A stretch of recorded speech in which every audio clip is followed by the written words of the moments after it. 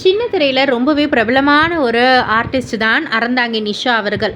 இவங்களுடைய காமெடி சென்ஸுக்கு ஏகப்பட்ட fan base இருக்காங்க. சமீபத்தில ஒரு இன்டர்வியூல நெறைய விஷயங்கள் வந்து பகிர்ந்துக்கிட்டாங்க. நெறைய பேர் வந்துட்டு என்னுடைய இந்த ஒரு ட்ராவல், இந்த ஒரு ஜர்னிக்கு, இந்த ஒரு வெற்றிக்கு ரியாஸ் தான் காரணம் அப்படின்ற மாரி வந்து சொல்றாங்க.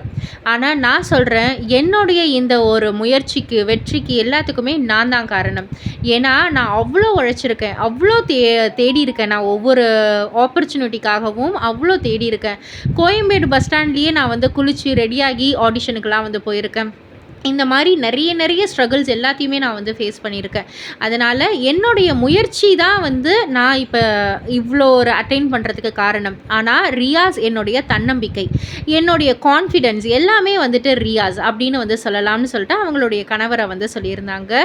அண்ட் அது மட்டும் இல்லை, அவங்களுடைய கலரை வச்சு நிறைய பேர் வந்து நிறைய கிரிட்டிசிசம்ஸ்லாம் வந்து பண்ணியிருப்பாங்க.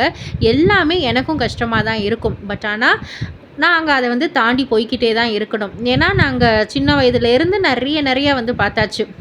ஏன் இன்னும் சொல்லணுன்னா, இப்போ வரைக்குமே வந்துட்டு மேக்கப் இல்லாமல் வந்துட்டு வந்துடாதீங்க, மேக்கப் இல்லாமல் வந்து இது பண்ணிடாதீங்க அப்படின்ற மாதிரி தான் வந்து சொல்லுவாங்க. ஏன்னா மேக்கப்பை வச்சு தான் வந்து அங்கே அவங்களுக்கு வந்து போகும் அப்படின்ற மாதிரி. ஸோ டஸ்கி கலரில் இருக்கிற எல்லாருமே வந்துட்டு நான் அனுபவித்த பெயின் எல்லாத்தையுமே வந்து அனுபவிச்சிருப்பாங்க அப்படின்ற மாதிரி ஒரு விஷயத்தை வந்து பகிர்ந்துக்கிட்டாங்க.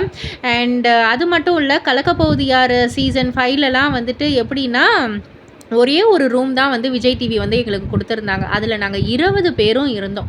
20 பேரில் 19 பேரும் வந்து ஆம்பளைங்க, நான் ஒருத்தி மட்டும்தான் பொண்ணு. ஸோ நான் வந்து எல்லார் கூடவையும் தான் நான் வந்து சேர்ந்து இருந்தேன். நான் இந்த அளவுக்கு வந்துட்டு சக்ஸஸ் ஆகியிருக்கேன் அப்படின்னா அதற்கு எல்லாருமே தான் காரணம். நான் வந்து வேலை செய்யக்குள்ளே என்னை சுற்றி இருந்த ஆண்கள் எல்லாருமே வந்துட்டு நல்ல ஒரு விதமாக நடந்ததால் தான் என்னால் எல்லாத்தையுமே வந்து அச்சீவ் பண்ண முடிஞ்சுது.